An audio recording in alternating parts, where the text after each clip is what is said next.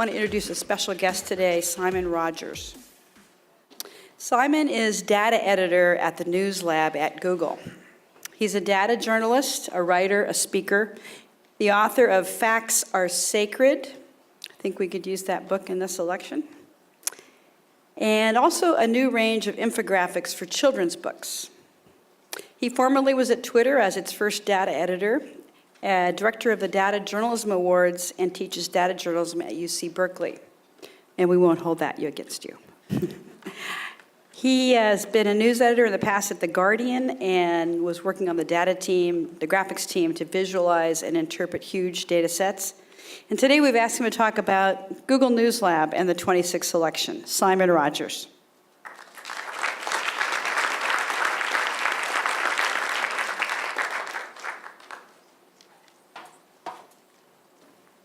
Hi, so I have a presentation on how to bring it up. You're going to do it for me? Okay, I'm just going to talk. I know that I'm conscious that I'm the only thing standing between you and the alcohol. So I'll try and keep it short for you. So I'm going to talk a little bit about what we're doing and Google data and the election and how the kind of analysis we'll be doing and the kind of work that we do on the News Lab as well. So just going to bring it up. Yay, there we go. So thanks for that invitation. It was great to be here, and it's just fantastic listening today. Really interesting talks. Definitely keen to talk about YouTube data, although we deal mostly with Google Trends data.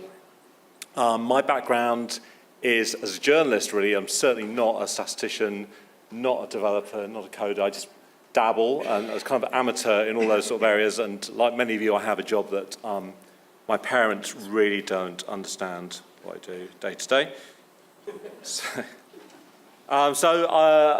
Since because I'm going to focus on Google stuff. So since last year, I've worked for Google News Lab. Google News Lab is a really kind of unique part of the company, and they were set up to help think what can Google do with all the resources and expertise that we have to support journalism, the next generation of journalism, to support all the kind of innovation and stuff that's going on. What can we do to help with that? And that's surfaces itself in lots of different ways, in things like training and going out to newsrooms and helping with Google tools and so on. And with data, which is my area, so we have a data journalism team. It's very small. 3 of them are sitting at the back there. And every day we work around Google data and insights and helping to surface the data either in partnership with news organizations or in terms of content that we produce ourselves. So I'm going to talk a little bit about that data and the election. Google data is really interesting because although it's a company that a lot of you will associate with data, very few people really understand what it is. And our specific area often is around Google Trends data because it's one of the best developed source of data within the company. So I'm going to talk a little bit about what that data is, and then I'll kind of go into a little bit about what it tells the election. So the first thing about data is obviously it's really big, 3 billion searches plus every single day. That is a lot of information. This is a map I made. I just used Carto for this. This is a dot for every single city in the world where we can look at Google data for, Google Trends data. And then we took the map away, so it's literally just cities and dots. You can see there are obviously holes. There are places where we don't have as much coverage, China being obvious one, bits of Africa and Russia and places where people don't live.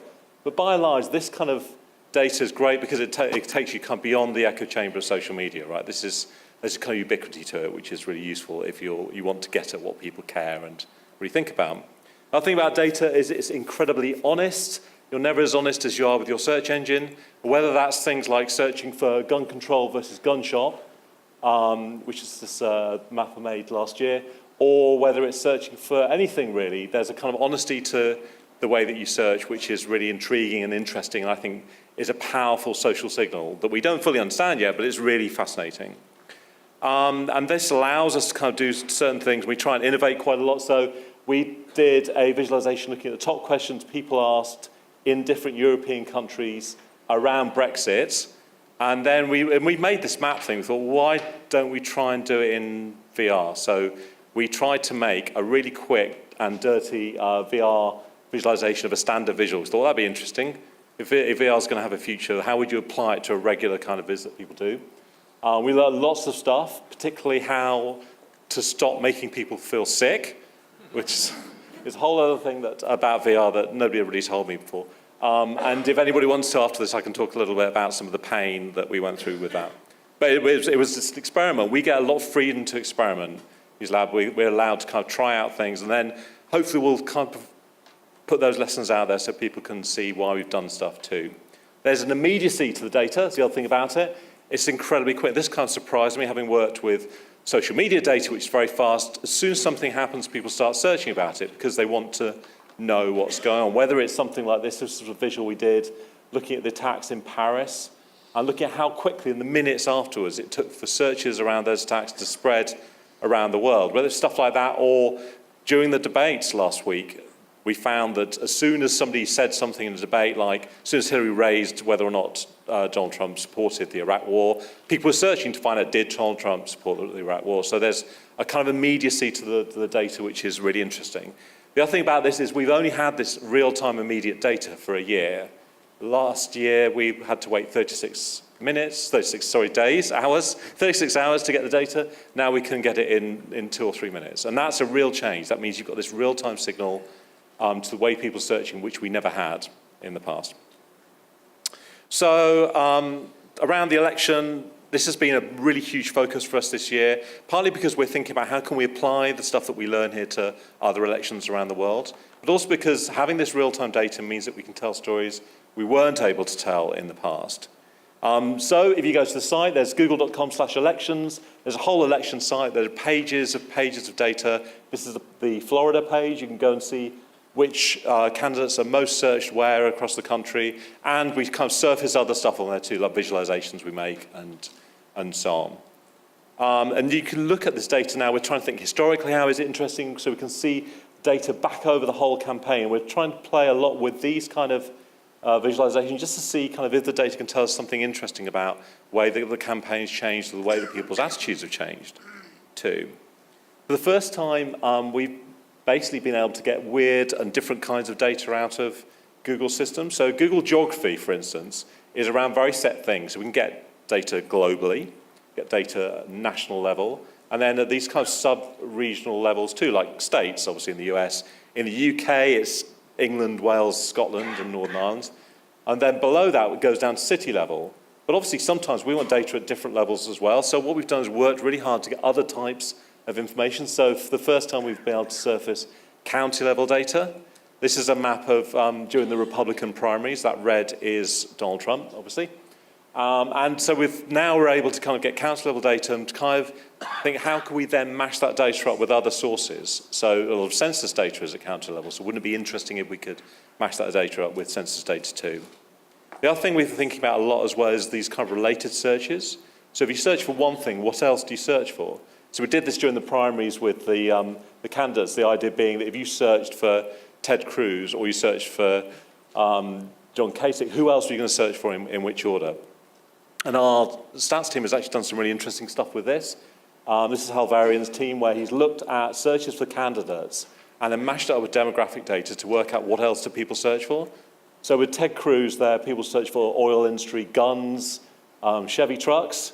With Donald Trump, people were searching for kids' activities, minivans, and game consoles, which suggests suburban parents, right? Which is really interesting, and that actually matches what comes out a lot of the polling. We've also looked at other things too. There's people searching for TV shows and candidates, and a lot of reality TV there for Donald Trump, which may not be entirely surprising. The other thing we did was try and think, how can we bring this real-time data into a kind of live environment and create kind of live data visualizations. So we were, during the Republican primaries, we were in the spin rooms, and this is a whole kind of Google spin room that was going on. Data was really at the center of that. You can see these visual displays on the screens on people's desks and the giant kind of 24-foot wall. And the idea was that if any of you have ever been in a spin room, most of the time it's pretty boring. You're sitting around waiting for stuff. I thought, well, this is where data could be really useful. We can provide kind of real-time visualizations that allow people to see what's going on search as it happens during the events. And there's things like this, really. So we work with Pitch Interactive, which Wes Grubbs, who some of you may know, is a great designer in Oakland. We've got these visualizations which are real-time things. This was during the last debate on Tuesday night in Florida, how people were searching in Florida during the debate and the half hour before and the half hour afterwards. And you can see kind of minute by minute what happened and when. There's a little blip up at the end, which is, I'm sure, Miss Universe. And so one of the questions that get asked a lot is whether you can use search data to predict how people are going to vote. Literally every time I talk about this, I get asked that. So first thing I would say to that is Google doesn't do predictions, don't like to do predictions. And that's the first thing to say. But however, I really believe that search is not just this random thing that people just search something. It's definitely a powerful social signal. It's just we don't really know exactly what it means. It does mean something, but we don't know what. So for instance, we did, during the UK election last year, we did this map which was top search party leader by constituency. And it was weird, right? Because all the polls in the UK last year during the general election were neck and neck. That it was Labour, Conservative, and nobody really knew who was going to win. But our map seemed to show that there were more constituencies searching for the Conservatives than for Labour. As many people know, there was a bit of a landslide for the Conservatives in that general election. So that data was interesting. But what does it mean? We did the same kind of thing during the New Hampshire primary, where you can see on the left here is percentage of search, and on the right is percentage of votes. And that was one instance where they were really closely kind of aligned. Didn't always work out like that. We found a lot of caucuses. It was very different. The results were different. We had to look for different things at different times and so on. So it's not a precise science yet. So bearing that in mind, we're often thinking about how can we use the data. But there are interesting ways. We work with AP to produce this political index, which is the AP Election Buzz, which is basically a combination of, we look for hundreds of search terms around the election and then create a single index with that and look at what's trending each day and how it compares to the New Hampshire, I think it's the Iowa caucuses right at the beginning of the campaign, to see how election interest is kind of waxing and waning during the campaign. Because you can do all that stuff and actually do something like this, and this gets all the attention. There you go. And so on Super Tuesday, we did maybe 60 pieces of work, and the fact there was a massive spike at the end of the night to move to Canada was the thing that everybody picks up. But there are other things too. So, for instance, this is how the electoral map, if you looked at the states, in terms of search, looked before the debates on Tuesday night. More states were searching for Trump than for Clinton. And this is how it looked straight afterwards. So stuff does change. And this is interesting for me because this is in kind of direct difference to, if you look at other social media touch data where Trump was consistently more searched more mentioned than Clinton was. The other thing we've done, we've been looking at YouTube data. These are searches for videos produced by each candidate or their super PACs during the whole campaign. You can kind of animate it and play it through.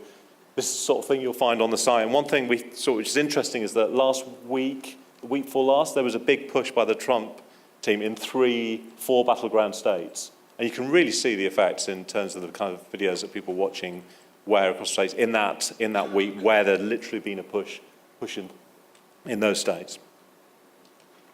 We also work on tools. So we work with ProPublica on something called the Election Data Bot. The idea of the data bot is really to kind of pull together as much election data into one place as possible. So say you are a reporter looking at a particular district in the middle of Florida, you've never been there, you don't know anything about it, this would be the place to start. It has FEC filings, which are scraped in real time. There's trends data there, so you can see who the most searched different candidates are. There's latest polls. There's a lot of this stuff, and this is really done with ProPublica as a kind of partner, where we can help them provide some of that data and use their expertise in building these great kind of searchable apps. This thing on the bottom right is something we work with a couple of developers at Pitch on, which is basically, a lot of you are seeing cartograms this election, hex maps and so on. So we thought it would be easy, wouldn't it be great to make those maps easy to make? So Tilegrams is that tool, and it's an open source tool, it's on GitHub, and you can use that to make a cartogram. It could be electoral college votes or any other thing you want. And that's something that's just a little open source tool which hopefully will make life easy for people. You can export stuff as SVGs and as JSON as well. We're also working a lot on data visualization. This is something we haven't really talked about too much recently, but we are working with Alberto Cairo and some great kind of designers on stuff that's going to be coming out in the next few weeks, actually in a few weeks to months. The thing on the left is being done with Georgia Lupi's group. So this is anyone who loves Dear Data, this is their their group, and is looking at the way people searching for the US election, but in other countries around the world. How do they search for different candidates? And I think right is this exploration we're working with Moritz Stefana about food, and how people have searched for food going back in time, back to 2004. We've got this data back to 2004, so we wanted to use it to explore the kind of the everyday things of life as well. So this is going to be a big thing for us. When we make these things, we're then going to put all the codes on GitHub, open it up, so that it's not just we're making stuff for ourselves. It's really, whenever we make anything, it's for somebody else to use, but also hopefully to provide stuff that then people out there in the community can use as well. We have a GitHub site, which is worth checking out, Google Trends Data Store. Every day we put on data sets. You can see daily questions for every candidate that people ask on Google every day. There are other big data sets at county level and at city level. The idea being is that we know that Google data is tricksy to work with when you first started getting into it. So we wanted to make sure that people can access it and access kind of sample data sets and see how to use them. And the other project we're going to be working on is something called Electionland, which hopefully some of you will have heard of, which is a project with ProPublica, NPR, and a whole kind of set of organizations. And the idea is to catalog on election day problems with voting in different places around the country and use different signals to try and identify those issues, whether it's trend searches or tweets or Facebook posts, all of this stuff in one place that we can provide a way to in real time work out whether people are having problems voting and where that is.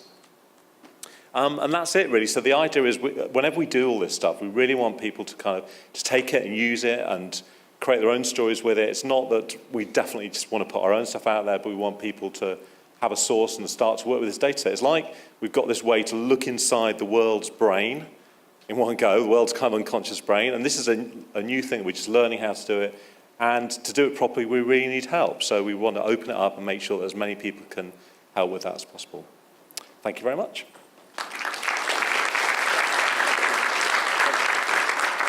Yeah, I've got again, I am still holding you away from the alcohol, but I'm really happy to take some questions. Sorry, that's strategic positioning again. I'm wondering, I appreciate the friendlier interface that Google News Labs is providing. I'm uneasy using a single source, or interacting with a single source mediating my access to types of information. I'd rather just use even just this old-fashioned API. Do you have an alternate view on the kinds of resources you're pulling from for people who would prefer that approach? Absolutely. So if you go to google.com/trends/explore, there's a tool there. You can literally just explore stuff on there, and that's got a CSV download. There also is a non-real-time API, and we're working on trying to get a real-time version of that. So the Explore tool's great. Seriously, for most of the stuff we do, to be honest, I think it's kind of adequate, and that will give you geographic breakdowns, related searches, all that sort of stuff. But yeah, the non-real-time API is pretty cool when you do historic research. And what we are pushing for internally is to have a real-time API as well that anybody can use to do reduced projects. That's taking a little bit longer. Are you going to be incorporating unfiltered news at any point? Sorry? The Unfiltered News project, it's a Google Labs yeah, project? so we worked with them a bit on that at the beginning. So they were looking at using trends as a signal for that. Because the trends team, if any of you go to google.com/trends, there's a whole kind of algorithmic trending thing, which really we don't interfere with. Trending stories not interfered by human beings. And on there, so the team that have done that are based in Israel, and they're kind of amazing. They know how to bring, it's kind of combination of search and YouTube searches and Google News searches.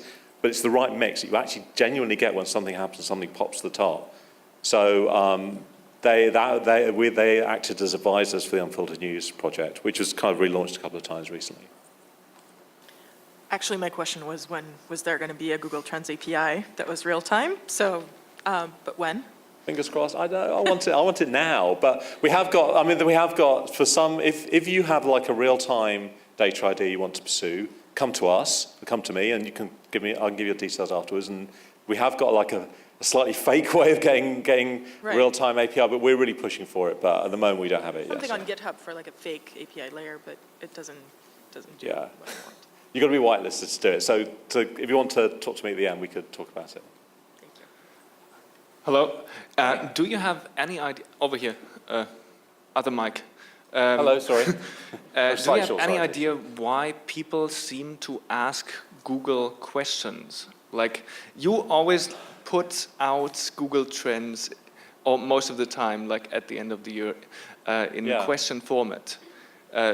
So why do people do that? Because So most searches are not questions. okay, but do you it's then? it's about 8%, but 8% of people do it. They write, how does this work? Well, so if you looked at the debate on Tuesday, the top question for Hillary Clinton that people were asking about something she said was, is stop and frisk unconstitutional? People actually wrote that. Or with Trump it was, did Donald Trump support the Iraq war?